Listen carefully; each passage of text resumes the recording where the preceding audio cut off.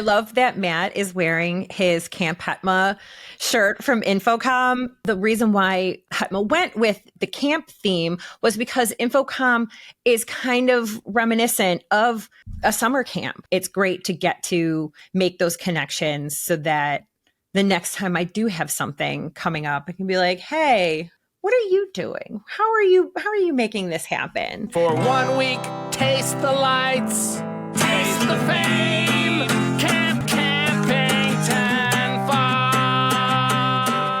On this episode, we discuss InfoComm, acquisitions, and the road to 10K. All that and more on EdTech. EdTech episode 132, Community. Hello, AV friends, and welcome to another episode of EdTech. As always, we have our panel of awesome higher ed AV professionals. Ernie Bailey, hello. Hello, Aaron. Glad to be back again. And Rob Raspberry. Hey, we're at it again. And Scott Tyner. Good afternoon, everyone. And today's special guest joining us for this episode is Matt Kaminsky from the University of California at Berkeley. Welcome, Matt. Thank you so much. Really happy and grateful to be here. Yeah, so tell everyone a little bit about what you do over there at UC Berkeley. Yeah, so I've been about 2 months right now in my new role. So working at the University of California, Berkeley, College of Data Science, Society, and Computing Science. It's a brand new college that's being built on campus. First college being built in 50 years. Major capital project. The building is about 375,000 square foot. And they will have a combination of either Zoom rooms, high flex spaces, and a lot of kind of AV over IP infrastructure out there. So more or less about 120 spaces. And I'll be running all AV and digital services there and event spaces as well. Before that, I've been on campus for about 11 years where I work for the School of Public Health. I was focusing more on operations, everything relevant to everything digital, whether it was basic AV support to broadcasting, and kind of like doing the jack of all trade. I slowly moved into the School of Business when I work a little bit more on the soft skills, more focusing on the fundraising part of the house, I would say, in higher ed. And then I started at the School of Optometry for about 5 years when I pretty much revolutionized everything out there. It was more of a reactionary, I would say, behavior because COVID hit on my first week. And then everybody asked me, do you know anything about online education? I said, I know some flavors. So it's like trying to build the momentum out there where A, we were in a digital revolution prior to COVID regardless. B, in higher education and public sector, it's been very challenging for us to kind of catch up with the private sector. And C, because of COVID right now, you have to switch everything online. So obviously we're post-COVID right now, and we just celebrated a 5th year anniversary of this online education program that has been pretty sustainable at this point. And so very grateful for this opportunity. So I've been able to tell my story via different channels, whether it's through HETMA, LinkedIn, or other means like EduCause. I was able to trying to share my stories with others. So very empowering here. So that's kind of me in a nutshell right here. That's fantastic. And you got to win some awards at the Higher Ed AV Awards, right? Yes. Well, the main one being the Rising Star Award of the year. I think I've been pretty grateful for that. And it was a little bit of two-sided. One end was really a testimonial of all the things that I've been able to push forward for about these past years. And the other one is to really find my people and find acknowledgement to saying, yes, it works. And yes, it's acknowledged industry-wide, but also in the higher education sector, whether it's public or private. So it's really like a truthful moment to me to saying, damn, it works. And so validation out there was very powerful. The other ones was more about the do more with less, right? So I have a strong partnership with Zoom and Logitech.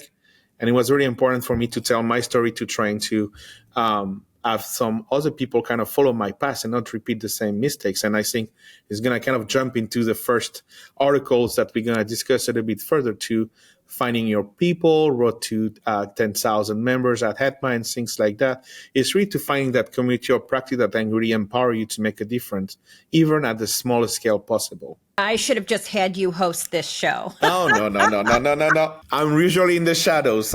I mean, that was a fantastic segue because the first article that we read can be found on AV Buyers Club, and it was written by Scott Tyner.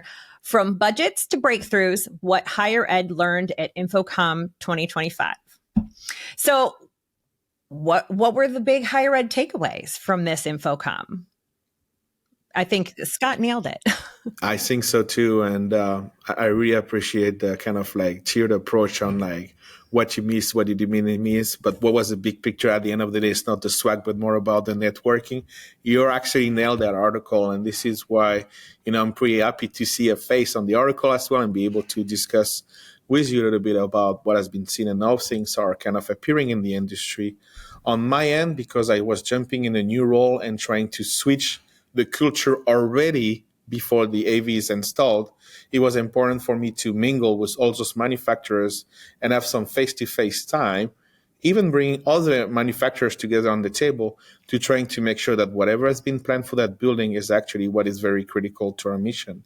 And this is where we're able to identify some synergies, but also some gaps. And so my presence at InfoComm was because I was speaking. So that's why I had to travel across this country instead of going to Vegas, which is much closer to me, but then also like approaching this collaboration approach in an inclusive manner and also trying to kind of mingle with all my HETMA partners. So again, finding the people and the right collaboration. So a lot of things perspire from that, mainly the AV over IP kind of really taking off on my end, simplifying those kind of methodologies, scaling them as well. And then everything relevant to Zoom Room and Logitech, there is a lot of noise happening right there. They call themselves the silent killer. And it's pretty relevant, I would say. Again, it's doing more with less. And you have to be very creative and bold sometimes, especially when you are in a public institution like Berkeley, where revenue and I would say allocation in the budget can be a big challenge. So, yeah, pretty good article so far. I think so much of what you see at some of these sessions or conferences are whatever thing that you're currently most focused on or most thinking about or working about. And you tell, so when I wrote that article, one of the things that we're really always focused on is security and privacy. And those have been some big issues that have come up in our region over the past few months. We had a hospital here that actually shut down for a month because of a ransomware attack. A major hospital in the middle of the central Maine, right, shut down for a month. And so that's been on my mind. And so I think, and we see more and more, security is a part of AV. It's a field inside of AV as opposed to just a side thought at this point. And so I see almost every manufacturer talking about security and thinking about security, and I think that is that's really important, something we have to just constantly be thinking about. Yeah, that was something that we were looking at too, and talked to many manufacturers about their security and networking, and how we're seeing a lot of the manufacturers that have been kind of behind catching up and really moving into the world of true IT as far as the networking and security side. And there were several good discussions during the HETMA Summit as well on security. And I think that is a big thing right now. I know it is for us. We had some security issues with a couple of AV devices getting real chatty last night. I got notices from our IT security team, what's going on with this? Should this device really be spending so much time talking outside campus? And the answer was no.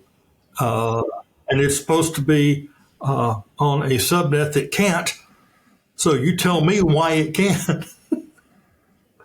But security is the first thing that comes up. And, Scott mentioned the hospital that had to shut down.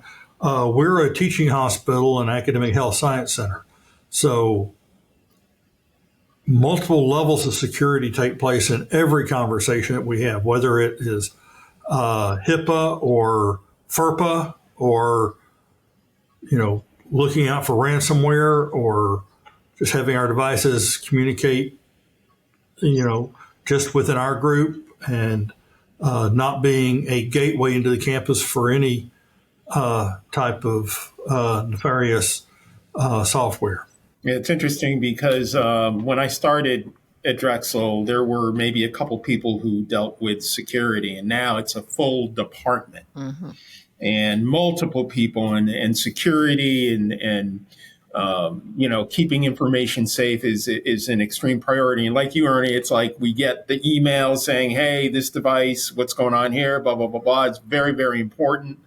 HIPAA, FERPA, all that stuff is extremely important. But what I also liked about the article, Scott, and even though I wasn't there this year, it just seems to span across the years, is that one of the most valuable things that you have at this point is networking. Networking with your peers, networking with people, exchanging information, finding out what other institutions are doing, what you're doing, how you can maybe work together, collaborate, make things better, experiment, test, all these kinds of things. To me, over the years, that's always been the most important. We love the tech. We love seeing all these things and the subjects and the sessions. But, networking with new people and new peers has always been just one of the most important things about going to InfoComm. Oh, absolutely. And I love that Matt is wearing his Camp HETMA shirt from InfoComm. Absolutely perfect. And the reason why HETMA went with the camp theme was because InfoComm is kind of reminiscent of a summer camp when you're a kid and you go and you get to see all of those kids that maybe you don't normally go to school with. So you only really get to see them during, that 1 week or, time frame during the summer. And so it's like that theme just was like so perfect. And, we really, because it's about like the people and the community we're building, and it's so nice to get to meet new people who can be such valuable assets to your knowledge base. Because as much as I'd like to think I know everything, I absolutely don't, and it's great to get to make those connections so that the next time I do have something coming up, I can be like, "Hey, what are you doing? How are you making this happen?" And it's also that validation that Matt was talking about earlier too, that, not only am I like, I'm doing the right things, but also that other people are experiencing this too. Because even though we all work for different universities, we're going through similar things. And so having those connections where we can commiserate about, the good things and the not so good things sometimes is absolutely fantastic. So for me, the technology in InfoComm that was most interesting is some of the software that's starting to come out. And there have been companies that have done similar things to this over the past, but this company called JetBuilt has a product called JetBot. I think I got those in the right order. That is essentially an AV technician in your phone. And there's some things I really love about it in the sense that it can be a user in a room, scans a QR code, and it starts to walk them through troubleshooting of the room, what's going on in the room. And it's using AI behind the scenes. You have loaded the design into the AI. You've loaded the product manuals into the AI for anything that's in that space. So whether it's a new technician who's still learning, or if it's an end user trying to do some troubleshooting on their own, I think that is a very huge step forward, and something that any of us will have to start using. I think it's a great way that people will continue to sell AV as a service. It's one of the big problems that there's always been with AV as a service is there somebody there to do troubleshooting? And this idea that I built that room, I can troubleshoot it best.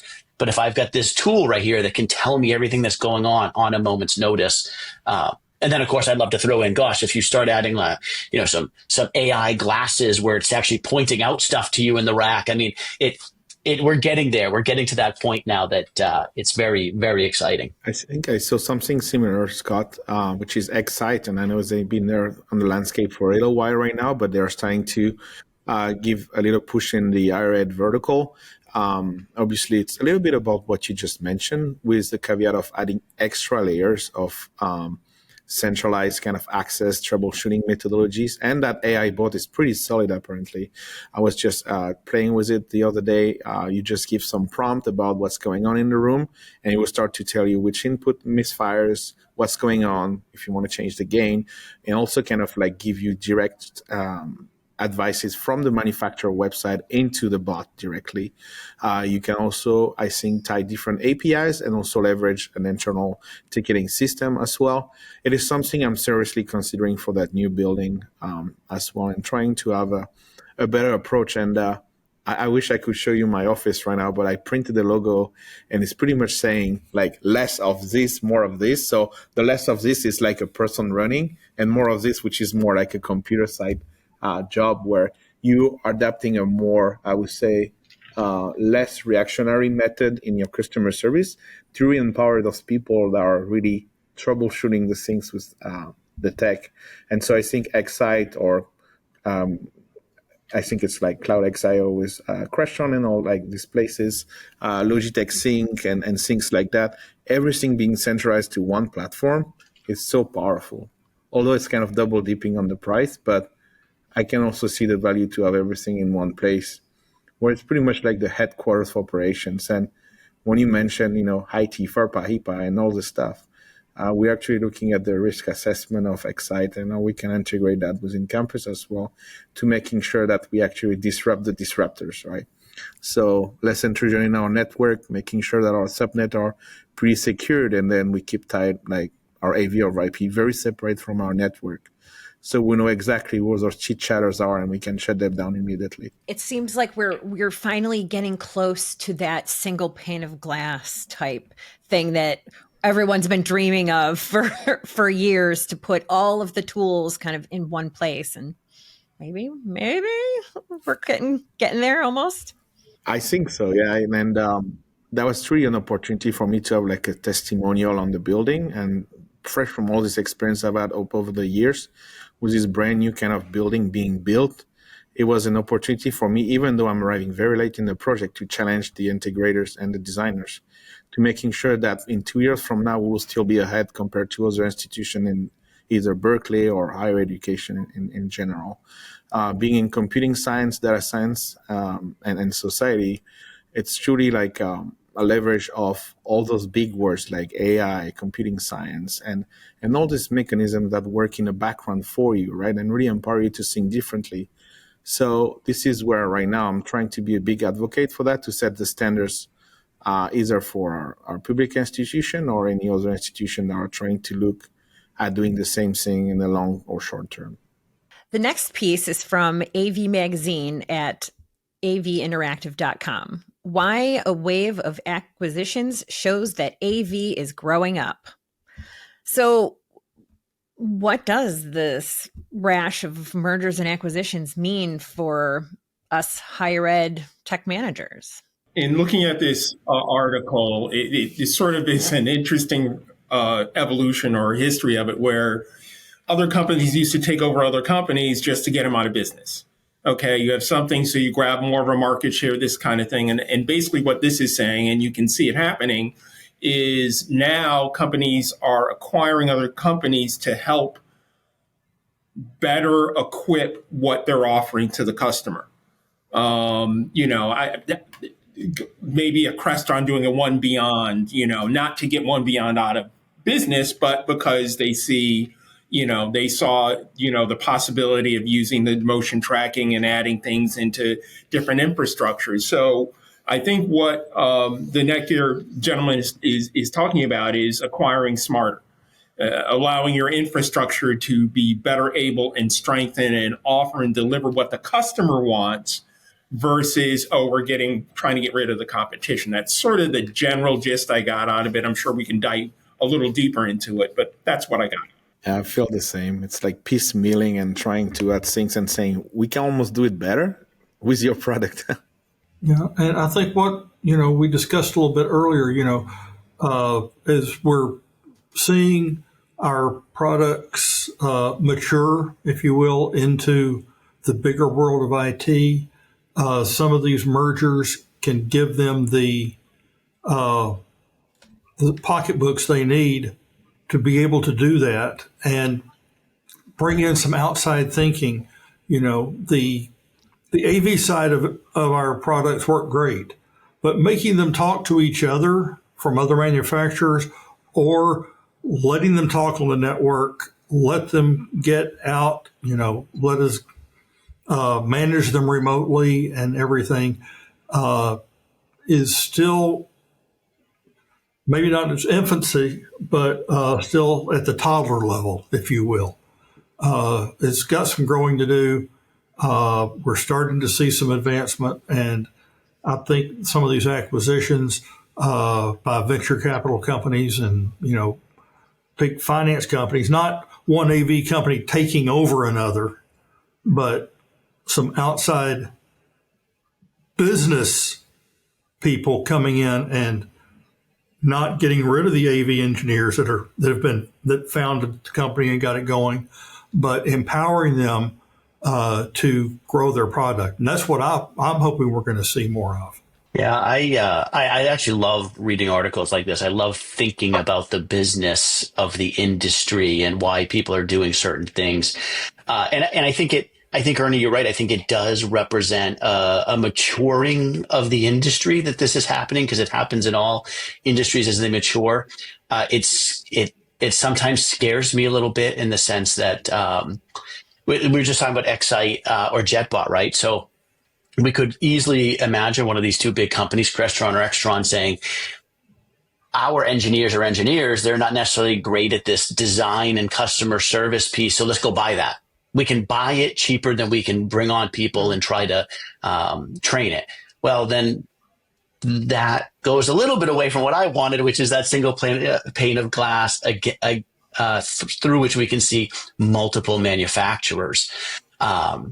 I think, and there's also most people, for right or wrong, shudder when they hear about private equity and private equity buying things up, because there's one reason they do it, and that is to make money. And you think of some of the legends in AV, Edwards over at Extron and Finkelstein from Crestron. These are people who genuinely cared about the product and what they were delivering and what they did. Made a lot of money in the process, but that didn't start out, you think, as their goal.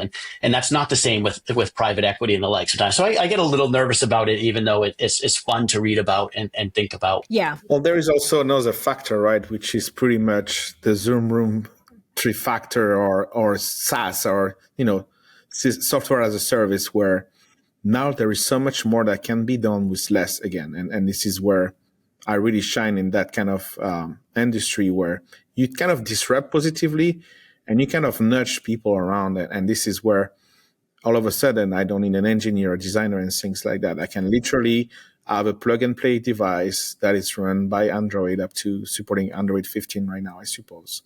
And really be empowered upfront to have this being done. As a customer, I think that this is very powerful, because all of a sudden I don't really need to look into those certification or CTI, CTS certification or QC's trainings and things like that.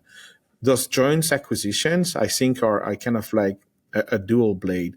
The first one, I think, yes, indeed, is the maturity of the industry, trying to understand something is more critical in the mission orientation side. And that's what we're saying about Excite and the other, I think it's Chatbot, you said the name.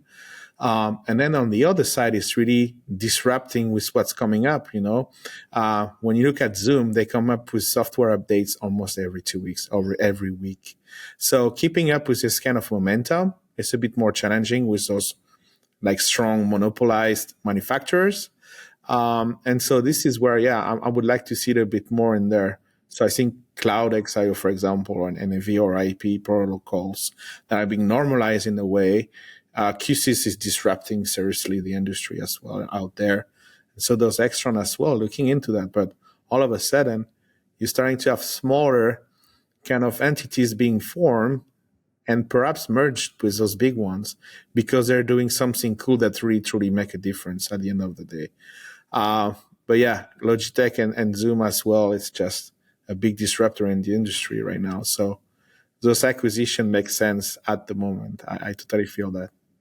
Yeah, the private equity acquisitions are the ones that scare me because I'm thinking of like what Michaels is going through currently, and or Joann Fabrics, that's the one, where they were bought by a private equity firm and now they are closing, and it's not necessarily because they're not making money. It's just, I guess, not the business for them or something. But so it's just those types of things scare me when they, if suddenly AV isn't the cool thing, that suddenly they're like, all right, we'll just dump that. And then who knows where the company ends up. But there was a quote in there that I found very interesting, that mergers and acquisitions provide a fast track to new technologies, untapped verticals like higher education, and regional markets where organic expansion would require years to establish meaningful presence. So I found that kind of an interesting quote because I hadn't really thought about that I guess there are some companies that have already gotten their roots into higher ed already. So it's almost easier for a company to purchase another one purely for that type of contact already, so they don't have to develop their own set of higher ed contacts. They're almost getting into those areas and finding out what their needs and wants instantly, as opposed to having to do all that development themselves. That was definitely not an angle that I had ever thought of when it came to the this topic. One of the things that, as far as some of these mergers go, that kind of bothers me is when one company seems to be buying up all of their competition or all of the maybe side products and bringing them all into one. We're seeing less diversity, and I think we can see less growth in some of the areas if one company is controlling all of it. And we've seen that a little bit over the last few years. Just before COVID hit, that's our dividing timeline for everything in our world. But I remember talking to someone on the show floor one time that in 5 years we're going to come out here and there's going to be 3 or 4 booths. It's going to be the same size show, but everybody was buying everybody else out at that point, and we're seeing some new names out there, which kind of excites me, seeing some new people coming in and bringing in some different ideas. And I like seeing that. And those are the ones that I want to see these private venture groups getting behind and saying, hey, we can help you grow. You seem to know your end of the business. We know the business end that can come in and help you with that. And I think if we see more of that, we will see even more maturing of our industry. And at the same time, seeing some new developments. The new definition of BC before COVID. Yes. I was about to say that too, but I held it. And thank you, Erin. You brought it. It just came like Jesus Christ and COVID. Good job. Right. They're the timeline, like significant points, apparently, now. Okay, let us move on to the next article. So this last one comes to us on Higher Ed AV Media. Breaking news, HETMA announces road to 10K. So hopefully everybody, if you haven't checked out that press conference, you at least had heard about it. So what does this sort of movement, what does the road to 10K mean for the higher ed community? So I wasn't at InfoComm, so I had a bit of a different, look at this. And it's sort of funny. Here's a little joke. When I first saw the headline, I'm going, what, they're doing 10K resolution already? No, but I was just kidding. So there's a little history lesson here. I don't know, going back, and Ernie and Scott, you may remember this, but there were two conferences, EDUCOM and InfoComm, that would happen basically parallel to each other. And then EDUCOM sort of morphed into EDUCAUSE. And then there came EDTech, which was the conference that was focused on higher education business practices and stuff like that. But when InfoComm sort of evolved, then higher ed sort of lost the spotlight, so to speak. I'm just going to say it. Obviously, the market share, the amount of money that's spent is much higher in corporate side. But what this means, I think, is that with HETMA, being able to gain more members and do regional events, this is putting higher ed in getting better leverage, making more importance. And you're seeing that over the years. It's like HETMA got in there, and now you're an integral part, basically. It seems like InfoComm, you're there, you're in it. And now it's evolved into a big organization unto itself, which is wonderful, where we are the focus, higher ed is the focus, and having resources and events and things that will help benefit us, I think, is fantastic. So getting that word out, and do as much as we can to help out and get to that number. I love that.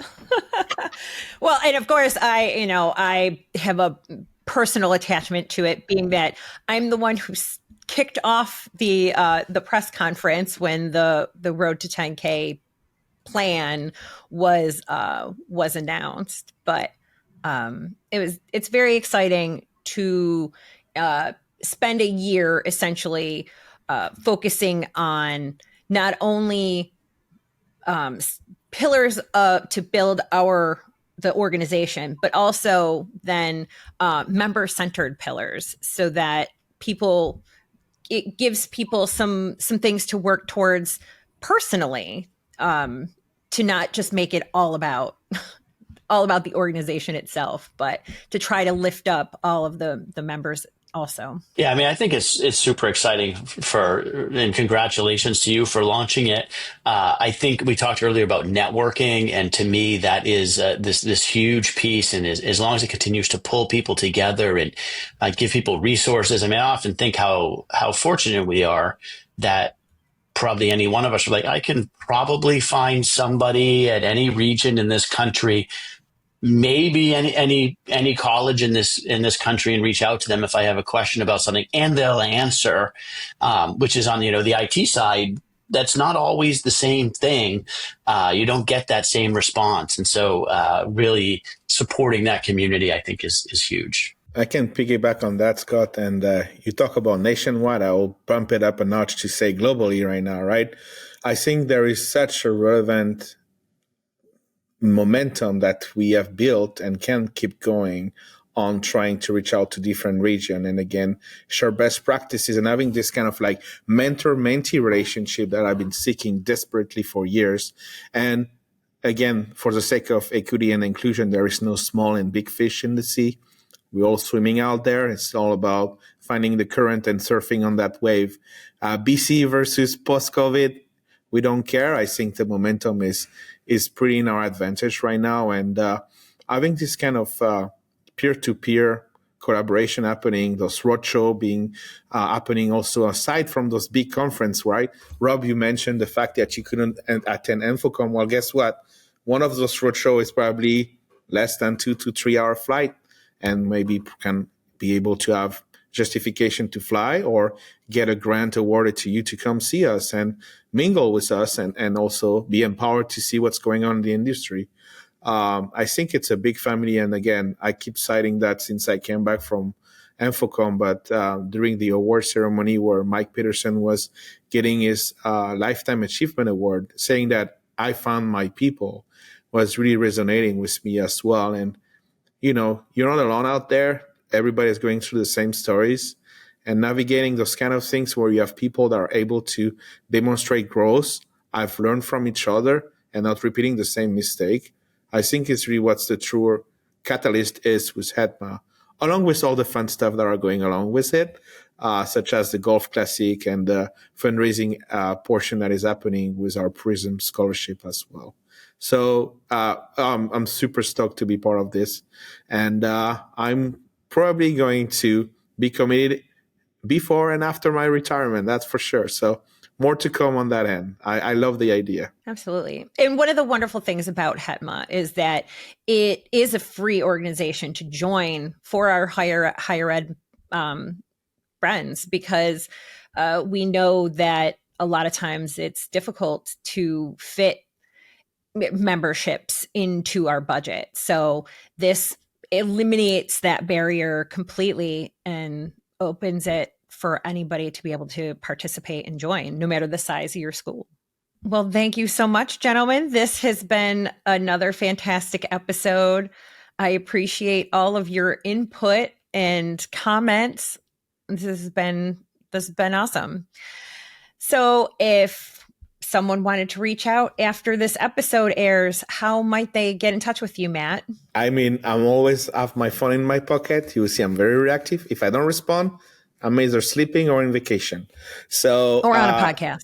That's right. Well, yeah, we're going to have to make it a habit now. Yes. Public speaking is a pet peeve of mine where I need to start working on it. Anyways, LinkedIn is going to probably be the best way. Matt Kaminsky. You can easily find me out there. Also, I'm learning the rope about the new HETMA app and the new channels change on the names. So I'm getting a good hand on that. Otherwise, via email, you can easily find me on the Berkeley website, Matthew Kaminsky, and letters for the school is CDSS. And I'm looking forward to hear back from you. Thank you so much for having me. Thank you. And how about you, Ernie? LinkedIn's always a good way to get a hold of me. And Rob? LinkedIn. And how about you, Scott? I am on X on occasion. I'm definitely on LinkedIn, and you can find me over at Rave Pubs with some columns every now and again. Wonderful. And as for me, you can find me on LinkedIn, on X at Smearin_off_ice, on the HETMA community, and each month here on AVNation's EdTech podcast that can be found on YouTube or wherever you listen to your favorite podcasts. You can also find other AVNation podcasts like Women in AV, AV Career Mastermind, State of Control, and more. See you next time. The network for the AV industry. What are you listening to? This is AV. This is AVNation. This is AVNation.